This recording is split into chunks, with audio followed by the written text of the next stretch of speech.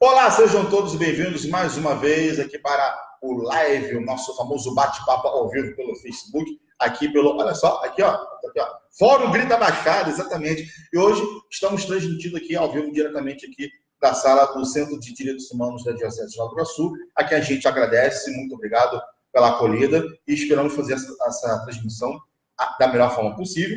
E hoje nós temos aqui muitos convidados, eles não estão aparecendo na tela aqui porque são 4 convidados.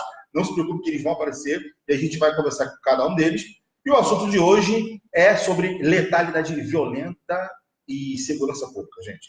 Só que antes da gente começar a falar com os nossos convidados, a gente quer chamar vocês para o nosso grande debate que vai acontecer dia 23, ali em Queimados, que vai ser o debate Racismos e Lutas Sociais no Brasil do século XXI.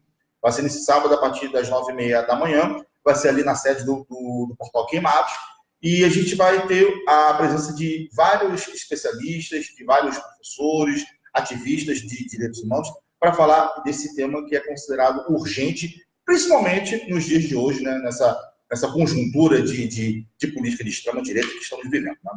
Então, só para a gente, não vou dar muitos spoilers, mas eu vou falar só dos nossos convidados que vão aparecer no dia 23, e depois a gente começa aqui com os nossos convidados do bate-papo. No dia 23, nós só vamos ter a presença da professora Alessandra Pio, doutoranda em Educação pela UFRJ, que vai falar sobre educação antirracista frente aos novos desafios. Vamos ter também a presença da Lilian Barbosa, especialista em movimentos sociais pela UFRJ, que vai falar sobre a mulher negra e a resistência nas lutas sociais. Vamos ter também o nosso querido Joel Luz Costa, o advogado criminalista da favela do Jacarezinho, e também ele que trabalha com a gente aqui no projeto Direito à Memória e Justiça Racial do Fórum Grita Baixada. E para encerrar, com chave de ouro, também teremos aqui Antônio Augusto Braz, diretor de pesquisa do Centro de Referência Patrimonial e Histórico do município de Duque de Caxias, tá bom? Então, realmente, esperamos você. Esse bate-papo de hoje é um convite, é um pré-lançamento do boletim do projeto Direito à Memória e Justiça Racial, tá bom? Agora, um dado importante. O ISP, ele considera letalidade violenta, segundo a definição que está no site do Instituto de Segurança Pública, a letalidade violenta é um conjunto das ocorrências em que a vítima fatal decorre de uma agressão deliberada. Isso inclui os casos de latrocínio, lesão corporal seguida de morte, homicídios decorrentes de oposição à intervenção policial, além de vários casos de homicídios dolosos. Para falar sobre isso tudo que a gente vai discutir hoje, vamos começar aqui com os nossos convidados. Está aqui do meu lado a Gisele Florentino. Boa tarde, Gisele. Ela que é a nossa economista e sistematizadora de dados. Ela fez isto aqui, ó. Vou mostrar rapidinho para vocês, sem dar muito spoiler, mas esse aqui é o boletim do Fórum Grita Baixada, que a gente vai discutir ao longo desse bate-papo e vamos discutir também ao longo do nosso debate que eu já citei no dia 23. E aqui do meu lado, eu vou virar a câmera um pouquinho, porque, como eu já disse, nós temos uma superpopulação de convidados aqui. Olha só que bacana, nós temos o Dorian Borges, ele que é o pesquisador do Laboratório de Análises da Violência da UERJ. Boa tarde, Dorian, bem-vindo. Obrigado pela presença. Do lado dele, deixa eu para cá, não. Isso aqui, ó. Raquel Vilarino, ela que é lá do Observatório das Favelas. E cada um deles vai falar também sobre as suas pesquisas, sobre as suas áreas de atuação. Então, esse movimento de câmera vai ser feito durante todo o processo.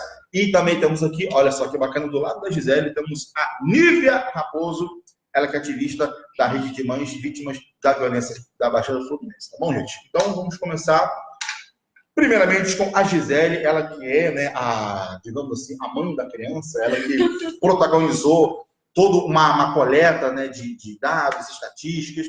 Então, a primeira pergunta para você, Gisele, como é que você fez esse boletim? Como é que ele se originou? Como é que foi a ideia dele? E, enfim, conte-me tudo sobre o processo de criação desse boletim.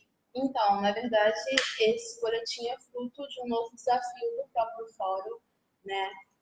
Para discutir a superação das violências do Estado e entender o racismo como uma questão central nos debates de segurança pública, A nova frente de pesquisa e de estudos, também de militância, porque dentro do fórum a gente articula todas essas esferas, é tentar entender os processos de justiça racial e também direito à memória.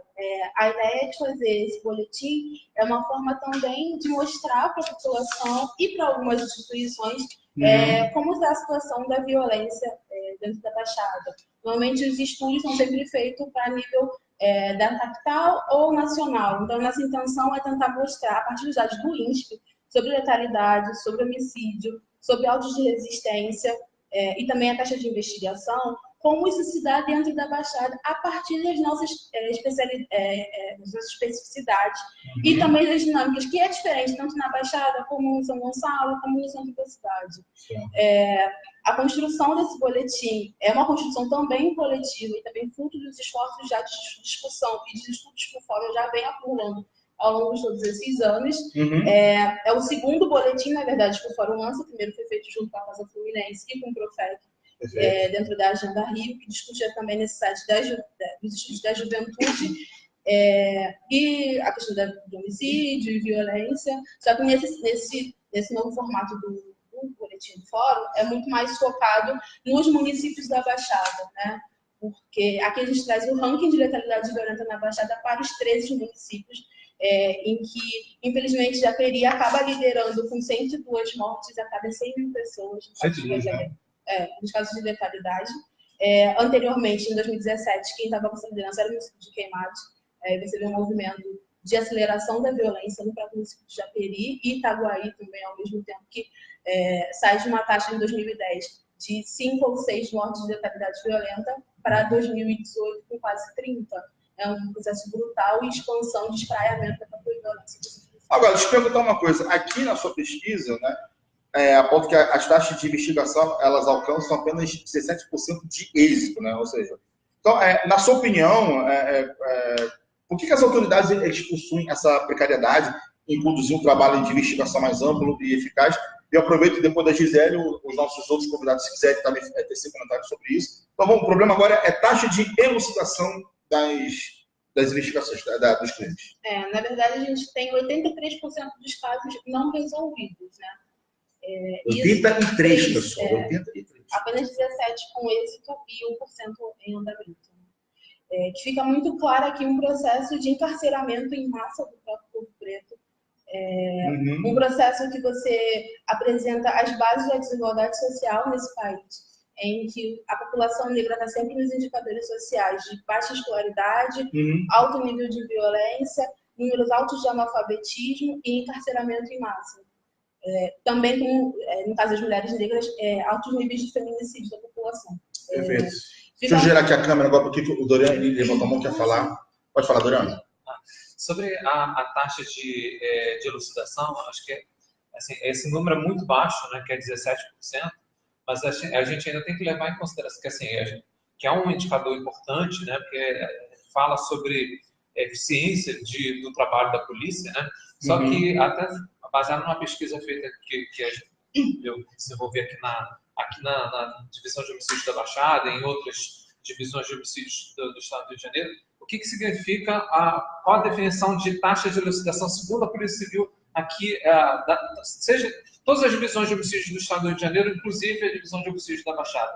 Isso não significa que esses homicídios, ou a letalidade violenta, né, porque pensando no conceito completo, né, que, por exemplo, o autor dessa violência, ele foi, por exemplo, preso, ele somente foi identificado.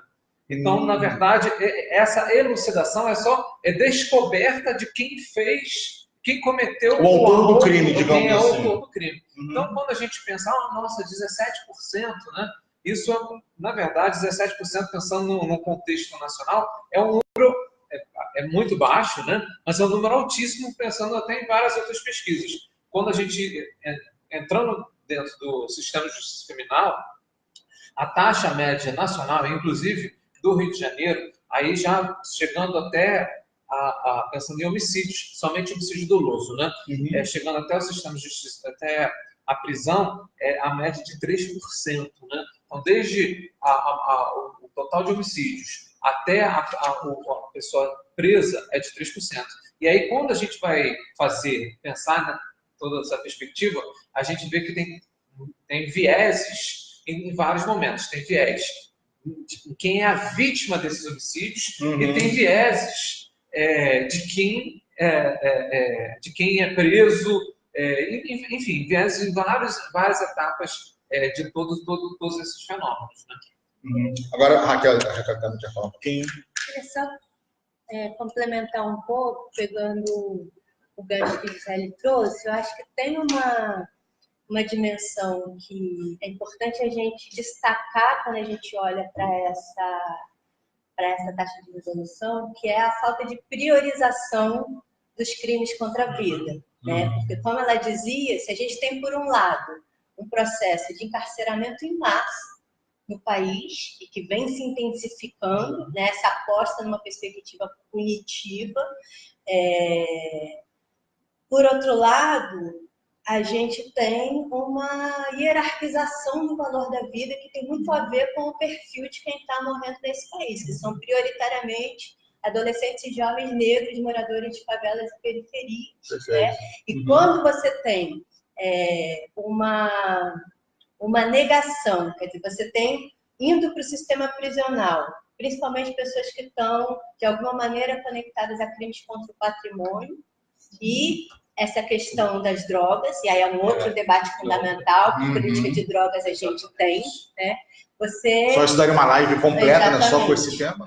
Você tem uma falta de priorização da resolução dos crimes contra a vida, que são a violação de direito mais radical que a gente pode vivenciar. Nível, você quer fazer algum comentário? Eu acho que seria importante, porque assim, a questão da falta de responsabilização desses casos toca muito diretamente as pessoas que viveram no corpo essa violação. Eu acho que esses três... Fala só um pouquinho mais alto. Acho que vocês falaram, na verdade, tudo. Assim. E a gente, que na verdade, nós não somos as vítimas. Vítimas são os nossos filhos. E a gente vê como é que a justiça é seletiva mesmo, como alguns casos são invisibilizados.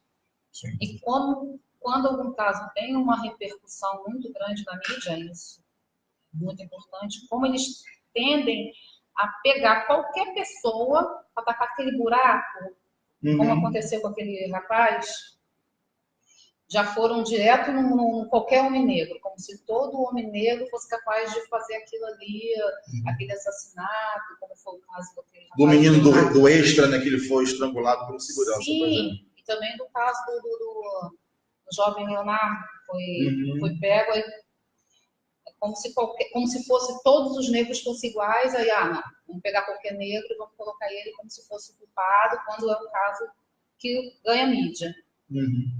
Alguns casos, a grande maioria, infelizmente, na Baixada, os casos ficam dentro da própria Baixada. Então, é um pouco mais difícil de elucidar, porque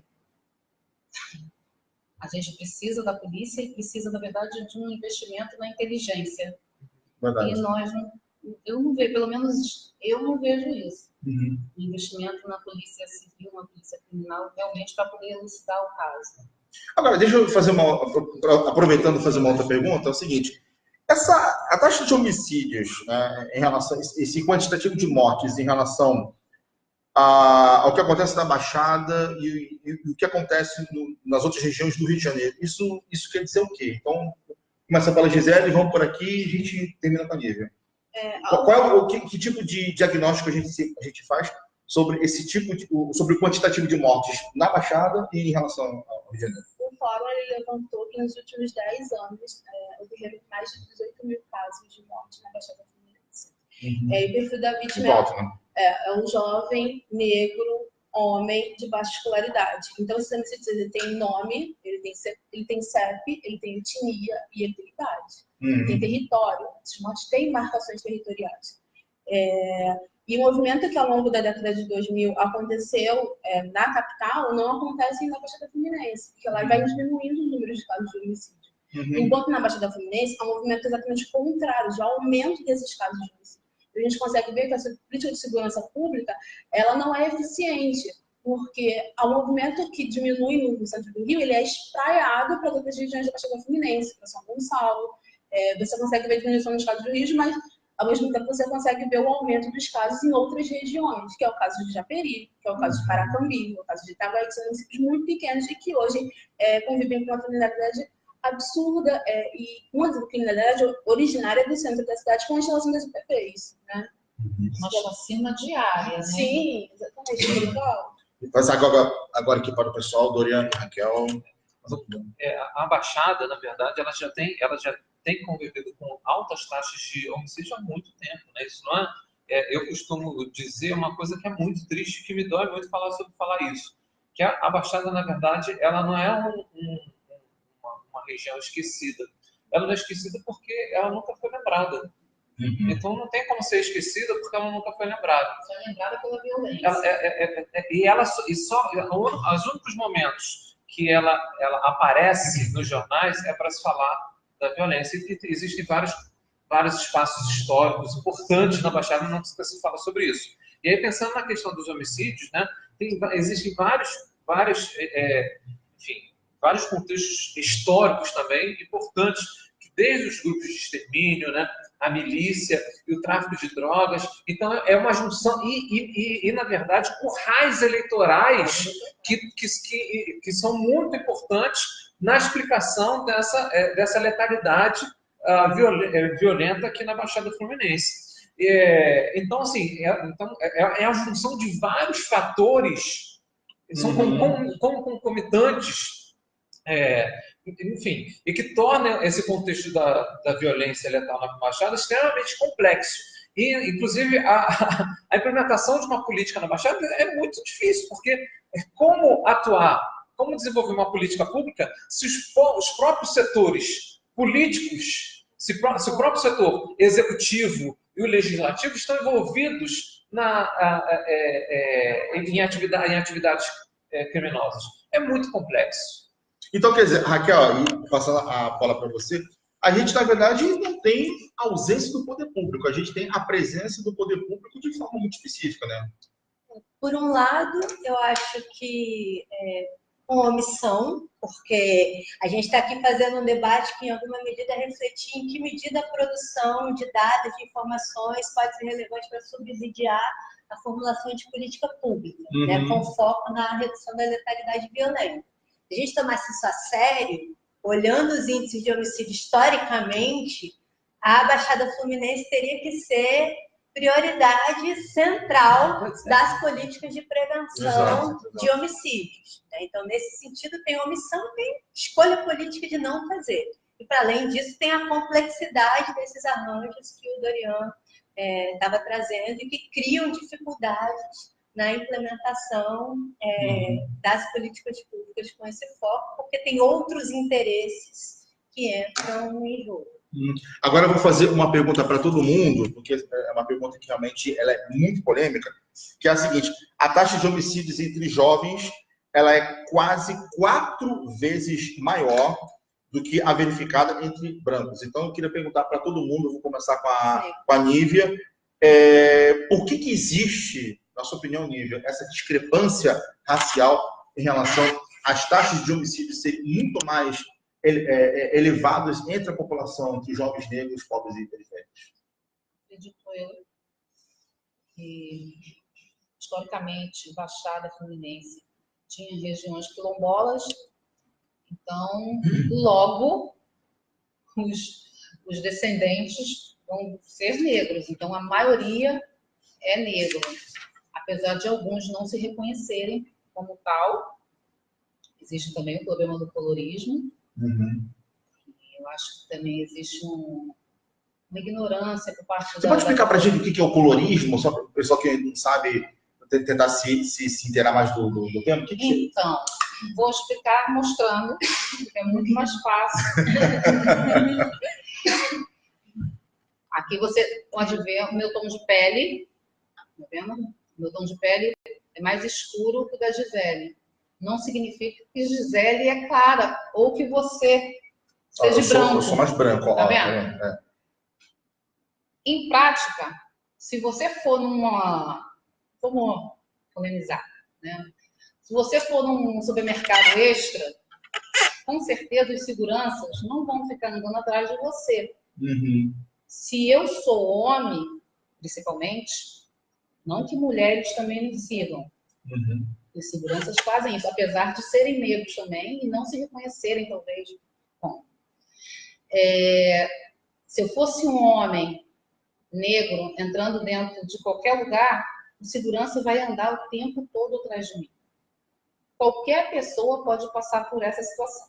Se tiver você e eu que você vista como uma possível, né, uma possível suspeita de que vai pegar alguma coisa dentro de um mercado, dentro de uma loja americana, dentro de qualquer outra coisa. Então, o padrão que é aceitável pela sociedade é o padrão branco, que não vai fazer nada. O negro é sempre suspeito.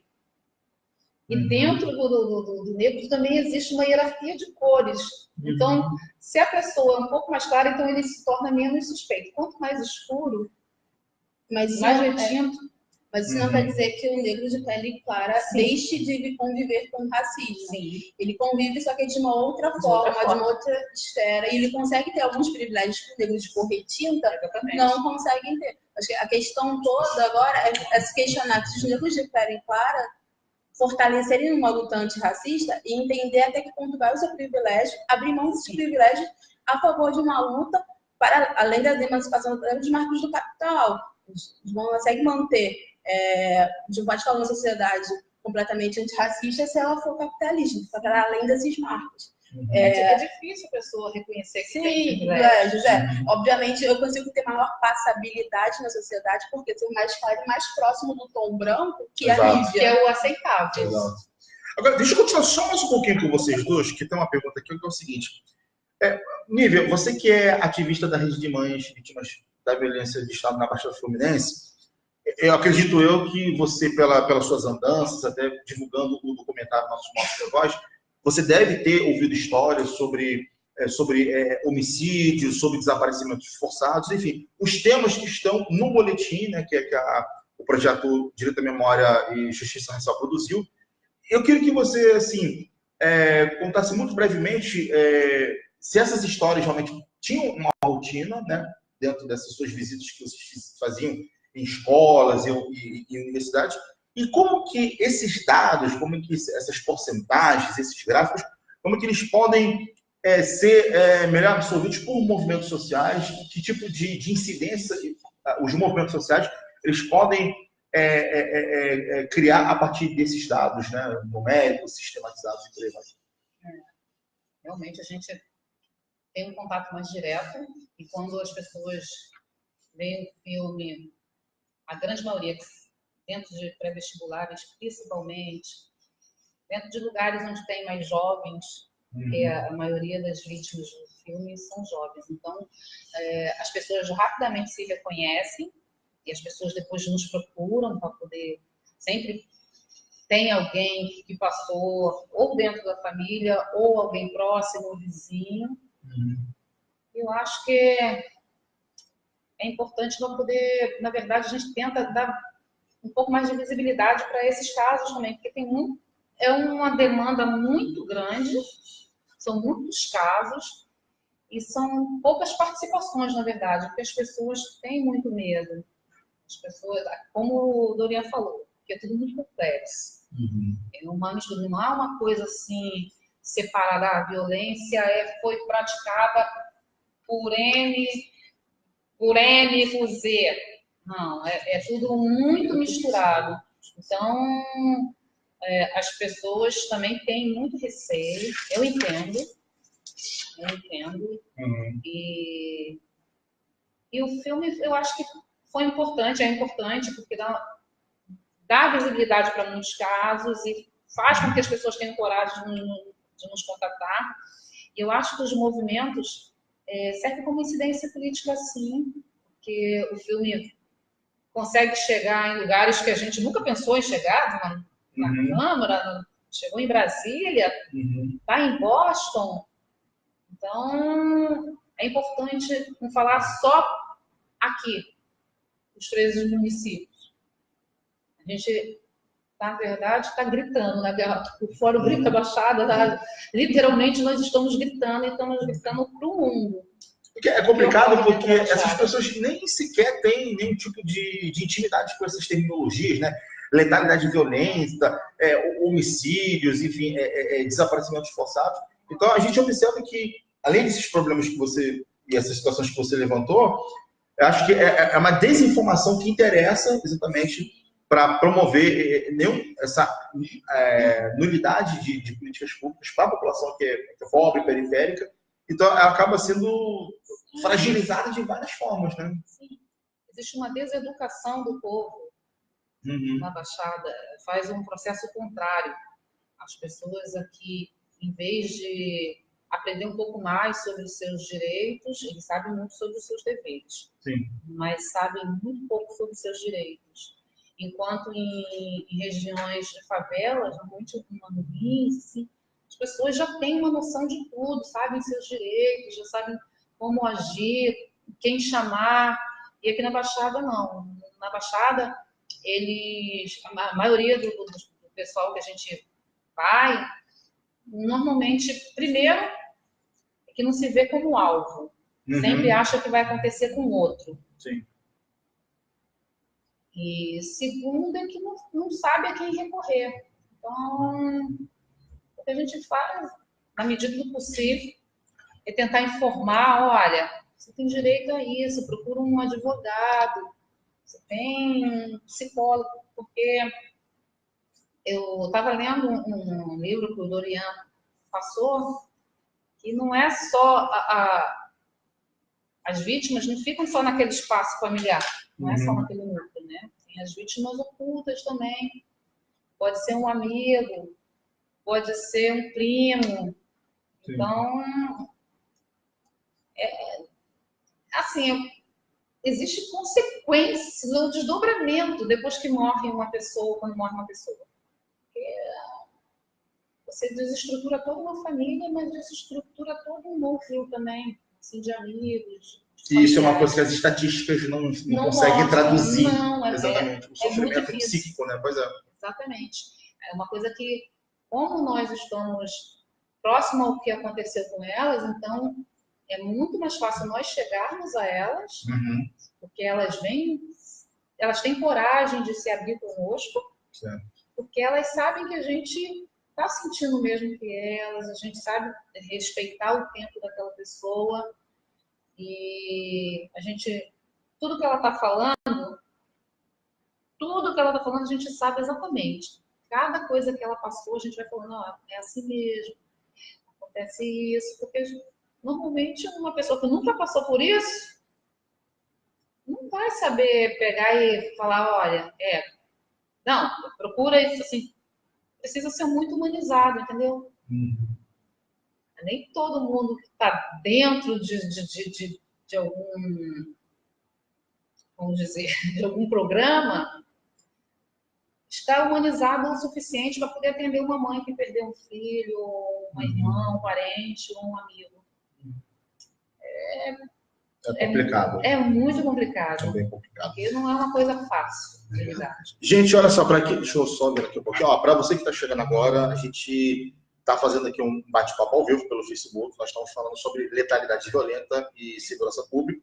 E esse bate-papo, na verdade, é um pré-lançamento do boletim produzido pelo projeto Direito à Memória e Justiça Racial do Fórum da Baixada. Mas você também pode participar. Entre aqui, pode fazer sua pergunta, pode lançar a sua dúvida que a gente responde. Então, pode lançar uma pergunta aqui para os nossos convidados também, que eles vão ter a maior satisfação em responder. É importante a sua participação, né? Eu estou me sentindo quando você decidir. É importante a sua participação, então mande a sua pergunta aqui para a gente, tá bom? Agora eu vou fazer uma pergunta, sim, de ordem mais técnica aqui para os nossos convidados, os nossos pesquisadores. Eu vou começar com a Raquel. É o seguinte, Raquel, você trabalhou, né, pesquisadora do Observatório de Favelas, pelo Observatório de Favelas, e você realizou uma pesquisa, né, em que 11 regiões metropolitanas, aliás, de 11 regiões metropolitanas que vocês estudaram, apenas 16% dos programas de enfrentamento da violência desenvolvidos nesses anos né, eles levaram em conta a questão de gênero, e no caso da questão racial, o percentual vai cair para 8%. Que você interpretasse, o que são esses números, esses resultados em termos de criação de programas que é considerado pífio, enfim, que você dissertasse um pouco sobre essa matemática um tanto perversa, digamos assim. Acho que essa pergunta traz a gente de novo para reflexão que a gente estava fazendo de por que hoje você tem um risco 4 vezes superior para um jovem negro ser vítima de homicídio em relação a um jovem branco. Isso leva a gente a afirmar o quanto o racismo é um elemento estruturante para pensar a violência letal no nosso país. Então, assim, desigualdades raciais, desigualdades de gênero e desigualdades territoriais são fundamentais para a gente entender a produção da violência letal no Rio de Janeiro, na Baixada Fluminense, inclusive numa escala nacional. Essa pesquisa que você citou foi um esforço, ele era uma iniciativa que buscava pautar a priorização dos homicídios de adolescentes e jovens na agenda pública. Foi um esforço nacional. A gente trabalhou durante alguns anos nas regiões metropolitanas que tinham mais altos índices de homicídio na adolescência. E aí foi um programa coordenado pelo Observatório de Favela, desenvolvido também em parceria com o LAV, e o Unicef e a Secretaria de Direitos Humanos. E aí a gente tinha, por um lado, um eixo de produção de indicadores, onde a gente produzia um índice de homicídios de adolescentes para todos os municípios brasileiros, com mais de 100 mil habitantes, olhando também as dimensões raciais, de gênero, territoriais e a presença de arma de fogo na produção do risco de homicídios, né, nessas cidades. E o índice permitia a gente entender em que municípios os adolescentes estavam perdendo a vida por homicídio e em que municípios brasileiros a vida dos adolescentes estavam sendo protegidas.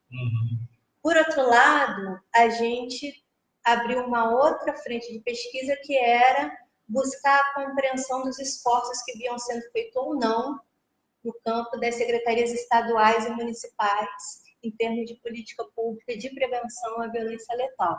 E aí a gente fez esse mapeamento que possibilitou chegar a 160 iniciativas na época, dentro de 11 regiões metropolitanas.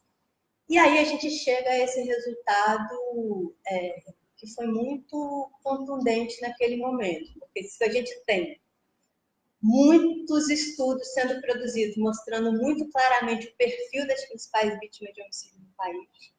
Então, são adolescentes e jovens negros moradores de favelas e periferias. Isso é realidade na Baixada Fluminense, isso é realidade no Nordeste, isso é realidade na região Norte. E aí a gente foi olhar o foco das políticas de prevenção à violência. O que a gente identificou? Que num país que a gente tem mais de 60 mil homicídios por ano, só 19 iniciativas daquelas 160 tinham como foco específico redução de homicídios, que já era um problema gravíssimo, né? Porque estavam pensando em prevenção da violência em geral, mas não estavam pensando com foco em reduzir homicídios. E o que era mais grave, não estavam chegando naqueles grupos que são mais vulneráveis a perder a sua vida por um homicídio. Então, se a gente sabe o peso da questão racial e da questão de gênero para chegar no perfil de quem está morrendo, as políticas de prevenção deveriam ter essas dimensões como prioritárias. Só 16% tinha algum critério relacionado a gênero e só 8% tinha algum critério relacionado à questão racial. É o que é reflexo desse racismo institucional que a gente estava falando antes.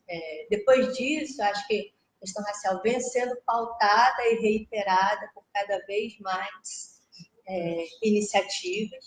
Houveram alguns avanços de alguns programas voltados mais especificamente para a juventude negra, mas a gente ainda está muito longe de chegar aonde a gente precisa, porque a gente tem um quadro muito perverso nesse país. Nesse percurso, alguns estudos vêm demonstrando os esforços de prevenção da violência letal têm produzido redução de homicídios na população branca, enquanto continua crescendo os homicídios entre jovens negros, homens e entre as mulheres negras. Agora, só uma curiosidade, dentre esses programas de enfrentamento à violência que enfocam mais a questão de gênero, quantos você identificou, por exemplo, que atendiam especificamente a população LGBT, por exemplo? Na época, a gente não estava trabalhando com esse foco específico. Uhum.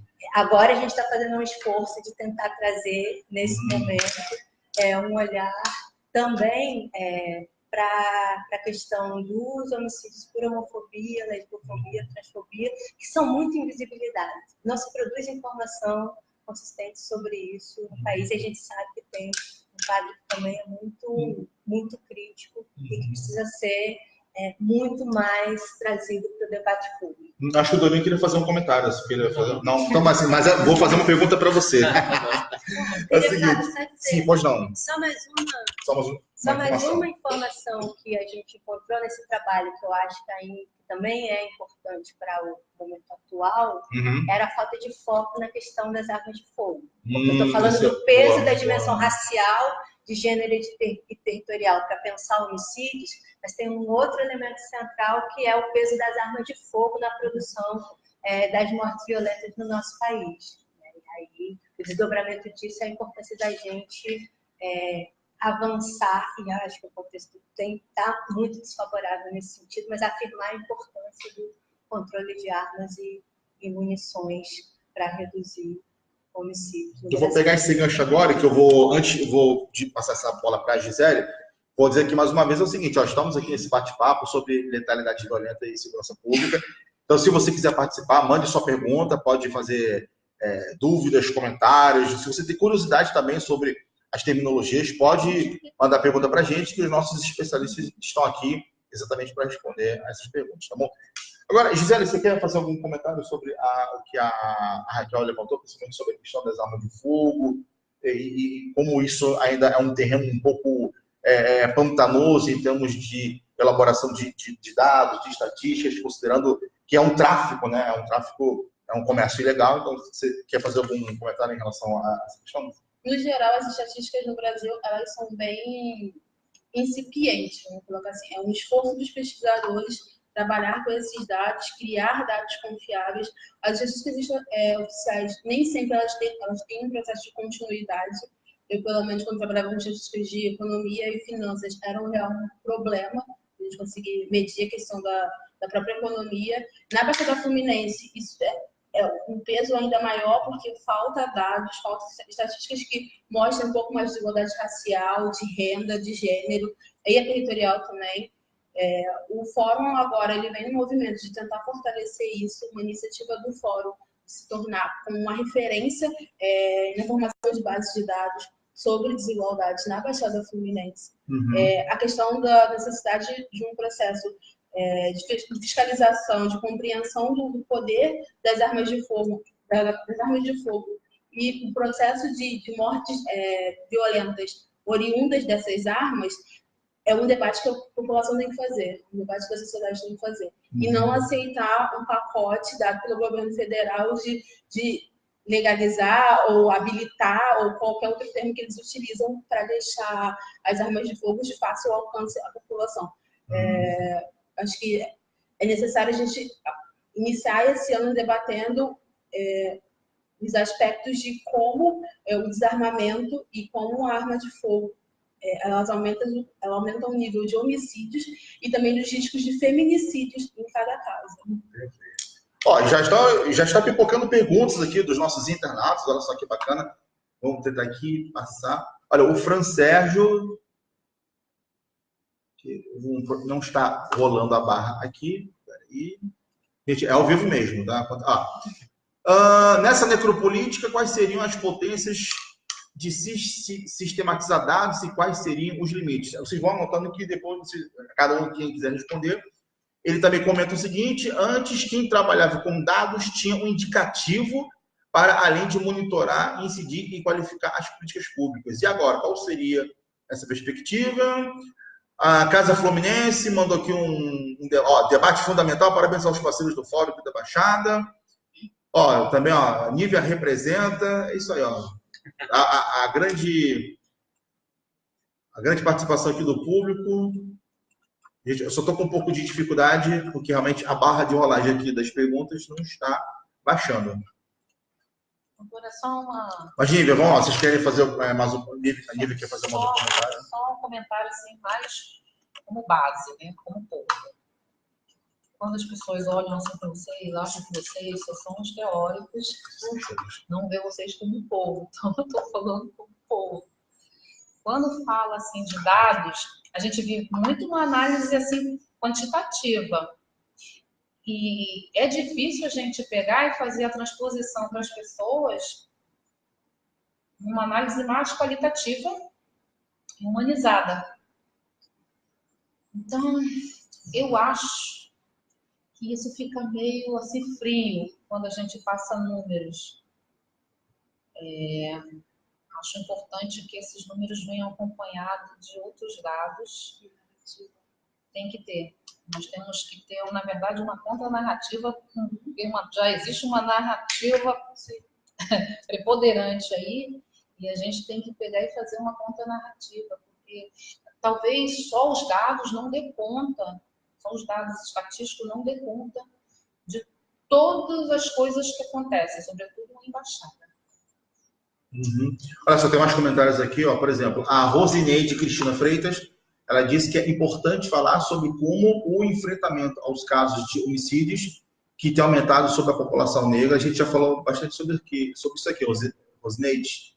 A Francesca também manda outra pergunta aqui, ó. Como está a discussão dos dados no Comitê de Redução de Homicídios que o Unicef deflagrou no Rio? Olha só, essa é uma pergunta diretamente para a Raquel. Adriano de Araújo já fala aqui, ó, excelentes contribuições para o debate e enfrentamento dos homicídios. Olha só que bacana.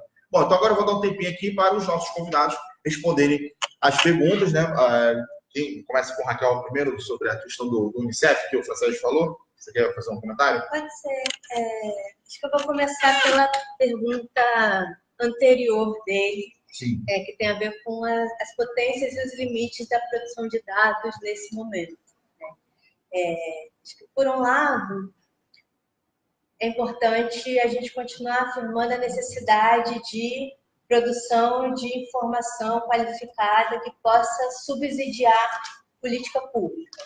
Porque se você não tem um bom diagnóstico, você pode fazer esforços de investimentos em lugares que não são, em lugares ou em grupos que não são aqueles que estão precisando prioritariamente daquela política. Então, por isso que acho que para pensar homicídios, a produção de informação ela continua sendo central.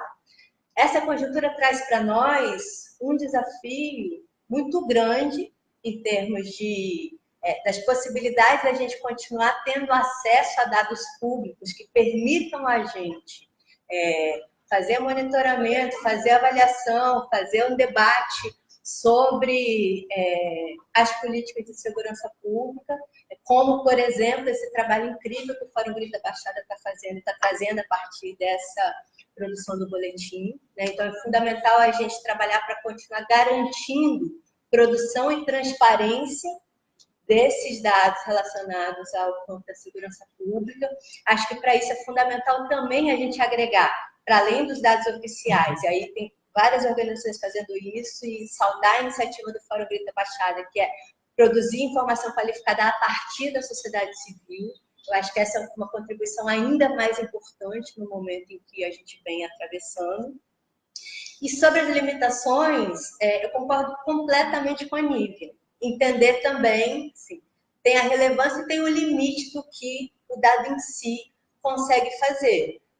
A gente fez um percurso no Observatório de Favelas que foi exatamente chegar nessa avaliação.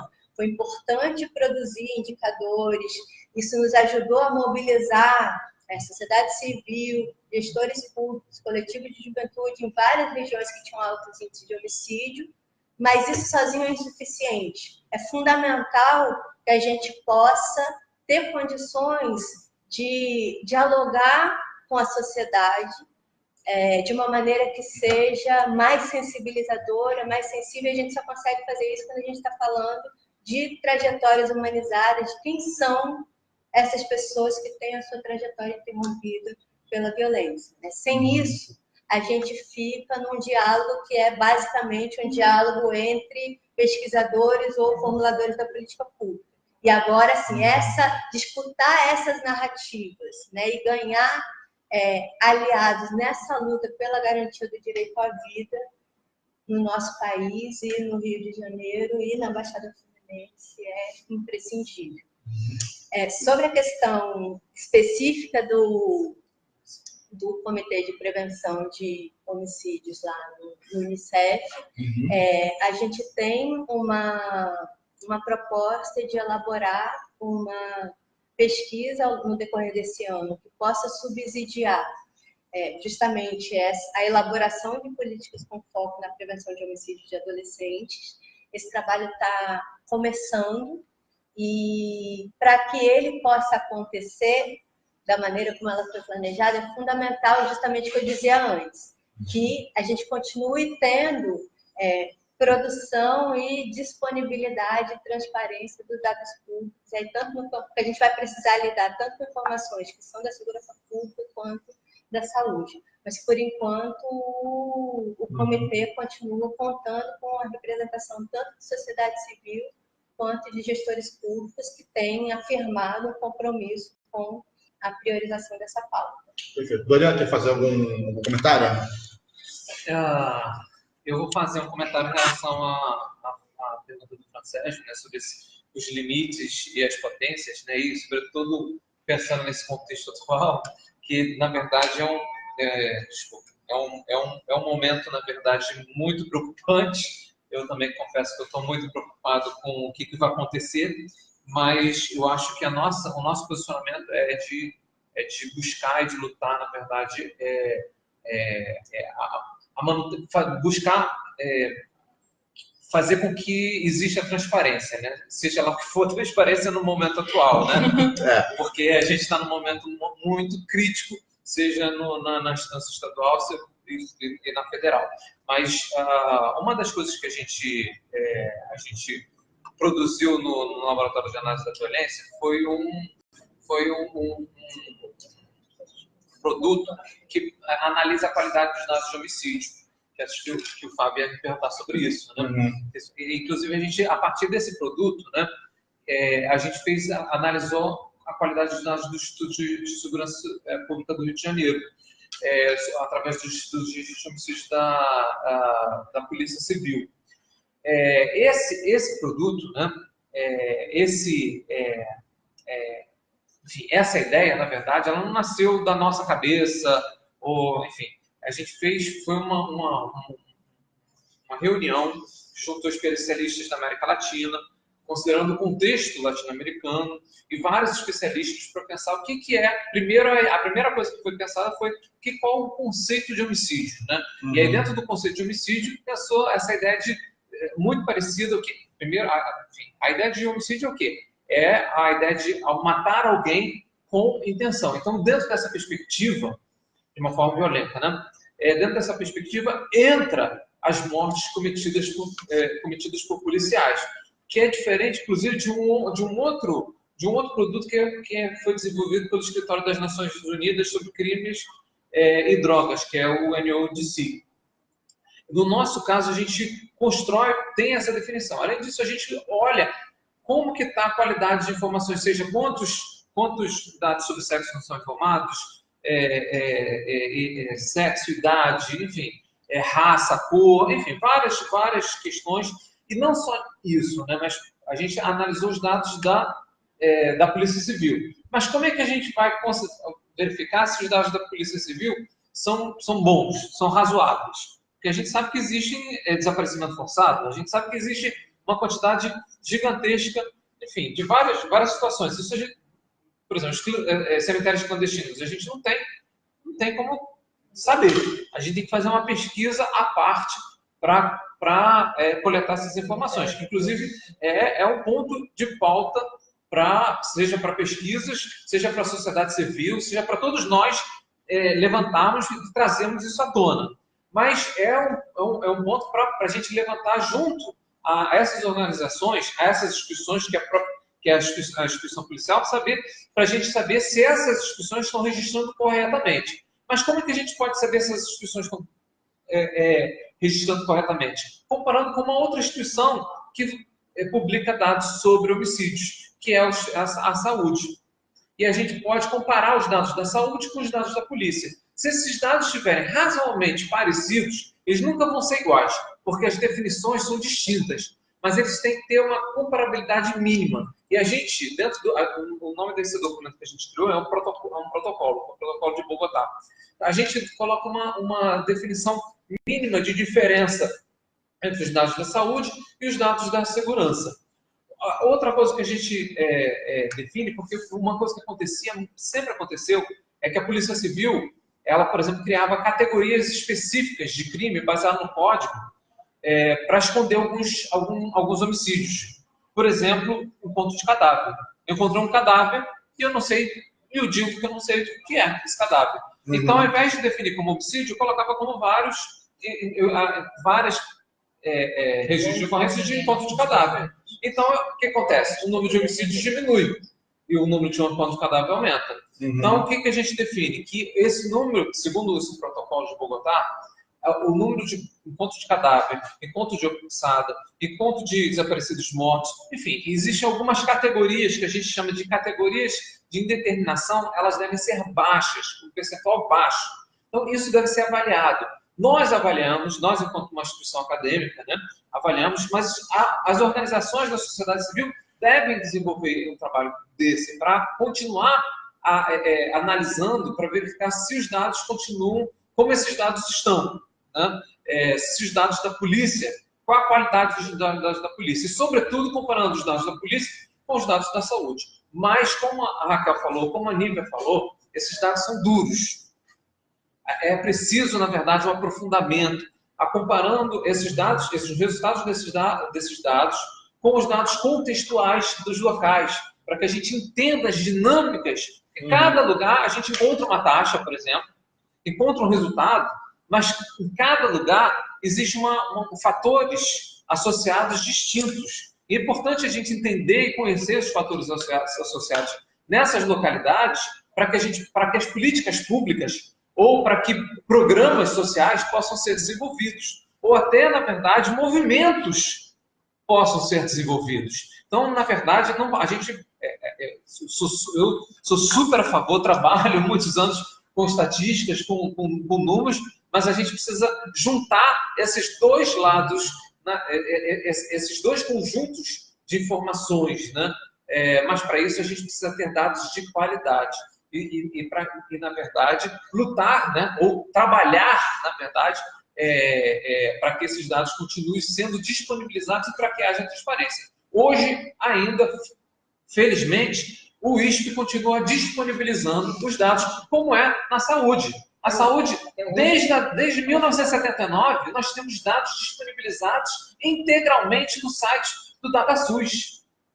Recentemente, no estado do Rio de Janeiro, nós temos esses dados. Isso muito antes de surgir, inclusive, a lei de acesso à informação. Quer dizer, a transparência, ela, de uma certa forma, ela se mantém viva, ativa, baseado nisso que você acabou de falar. Recentemente, nós temos isso no Instituto de Segurança Pública, nós podemos pedir os microdados.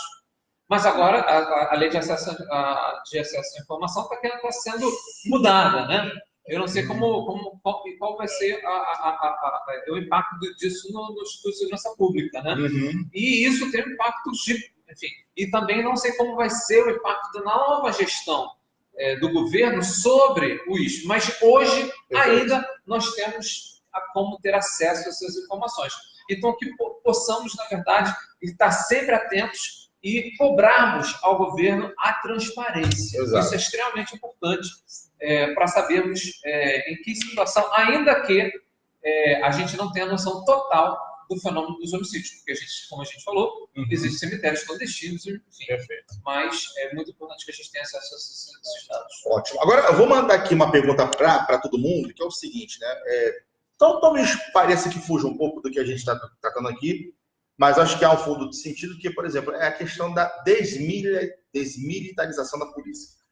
É um assunto que frequentemente nós, defensores de direitos humanos, a gente sempre traz isso à baila, porque isso pode influenciar não só a criação de políticas públicas, mas acho que isso também pode, de uma certa forma, mudar o pensamento, mudar a condução, mudar o treinamento, enfim, mudar todo o sistema, todo o processo de formação de policiais militares, caso exista um dia essa possibilidade de alguém ter vontade política e se pensar a desmilitarização.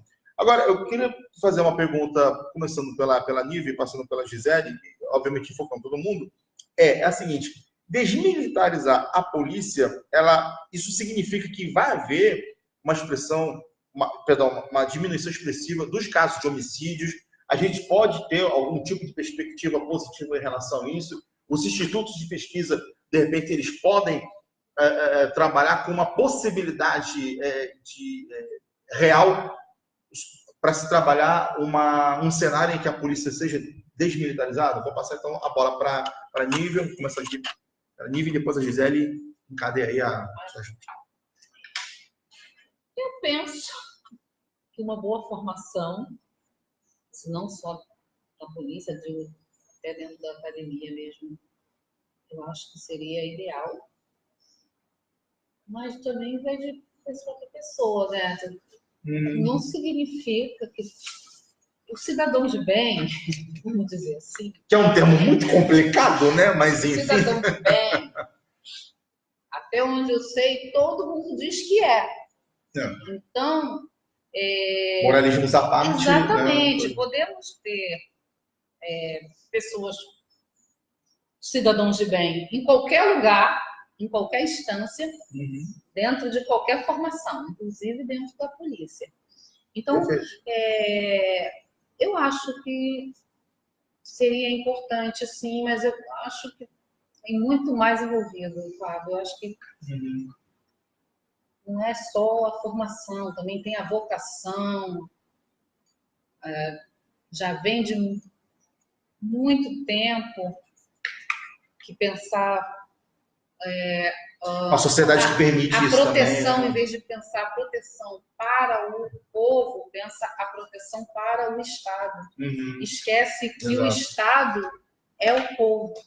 Então, eu acho que agora, assim, nesse momento, acho que seria um bom começo. Assim, eu acho que já dá um pontapé inicial. Eu acho que eles também têm que estar preparados para poder receber, porque não adianta você também tentar você falar A e a pessoa entender B e... Entendeu? Tem que ter uma troca, eu acho que é importante. Sim. Eu acho que é um pontapé inicial. Educação é sempre importante, né, para todos. Gisele, vamos lá. Para além acho que é só uma provocação, a gente tem que pensar numa desmilitarização da política de segurança pública, né? Perfeito. E pensar a partir de uma atuação que seja interdisciplinar, intersetorial, que tenha políticas sociais universais, que consigam impactar na base da população, que consigam ser utilizadas de forma, a partir da unidade dela, do conjunto delas, garantir acesso à educação, a saneamento básico, à cultura, a transporte.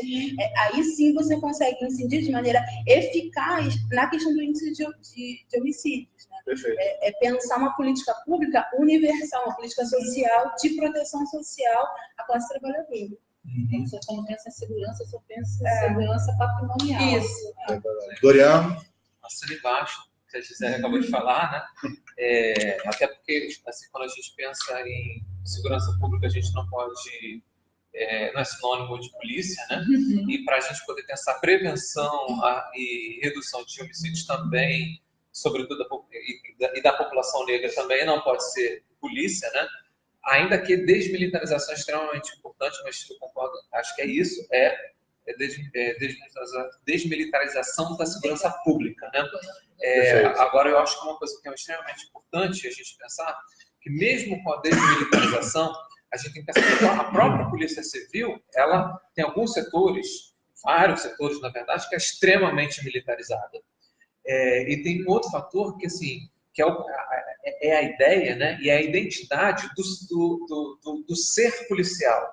Esse ser policial é mais forte e torna esse indivíduo, às vezes, tão violento que leva a essas manifestações que aumentam enfim, a letalidade policial, né? Então, o que é essa atividade policial, né? E que, às vezes, isso está dentro da própria academia de polícia, né? A própria academia, mesmo que, às vezes, o curso tenha curso de direitos humanos, a gente possa falar que sociologia, sociologia, né? Enfim, a gente fala que tem que cuidar dos direitos aos negros, direitos a LGBTQ, às mulheres, seja o que for, ainda assim existe esse ser policial que é extremamente forte e que é introjetado, que se torna uma identidade. E essa identidade, ela é mais forte do que a própria identidade do indivíduo. E aí, isso, independente dele ser negro, inclusive dele ser homossexual, por exemplo, dele ser morador de favela, não interessa. Inclusive, tem vários policiais também que apoiam essa ideia de militarização, né? Mas independente disso, essa identidade, ela é mais forte do que o próprio ser. Né? Então,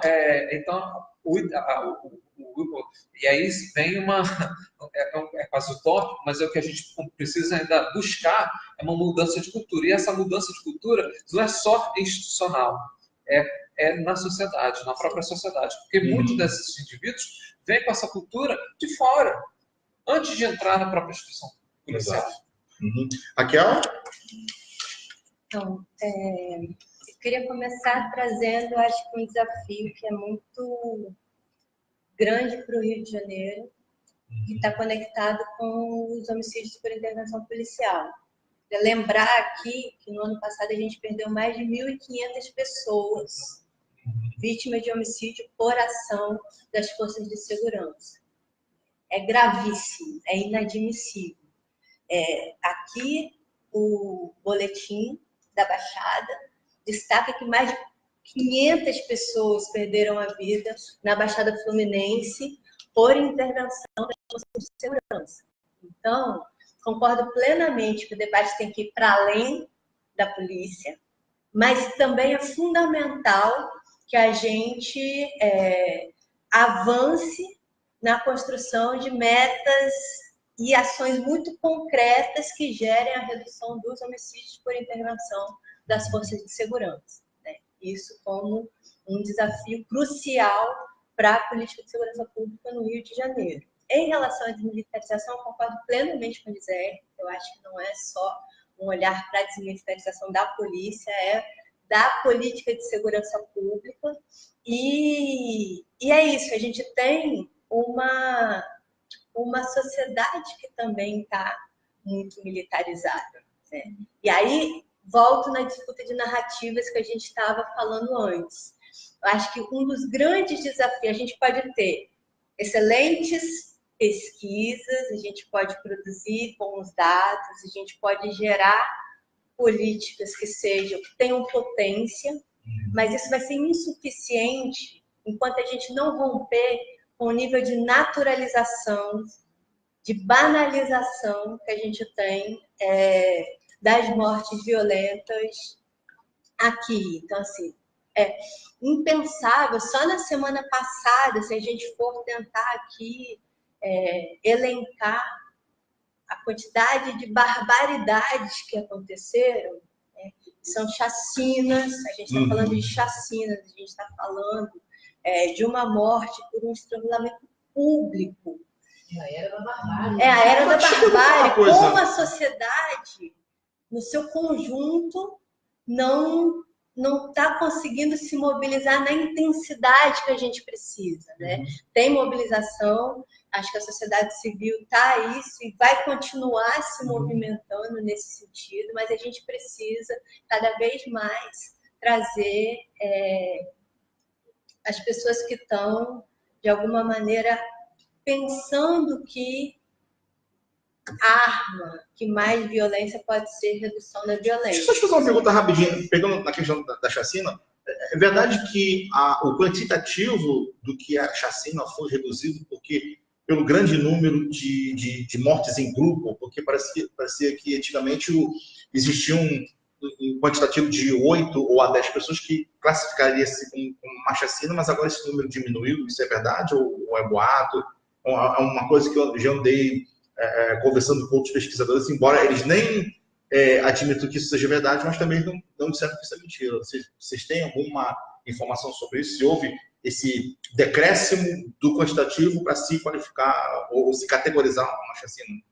Não há uma informação. Vocês meninos também? Não, eu sei que tem alteração metodológica sobre isso. Agora, o que eu estou chamando... São quantos mortos que são considerados uma chacina? Agora seria a partir de 3 ou 4 mortes em grupo seria considerado chacina. Então essa informação não procede. Então é isso aí. Gente, olha só, estamos nos aproximando do final, já estouramos o prazo, inclusive, em 5 minutos. Eu queria agradecer aqui em nome do Fórum Grita Baixada essa roda de conversa maravilhosa aqui com os nossos convidados. Eu vou girar agora a câmera para cada um fazer as suas considerações finais. E desde já, queria dizer que esse bate-papo é um convite para o debate agora do dia 23, como eu disse no início dessa transmissão, lá em Queimados, lá na sede do Portal Queimados. Já existe um eventozinho criado. Depois da transmissão, eu coloco aqui na barra de rolagem para que vocês tenham acesso a esse debate, que tem a ver também com...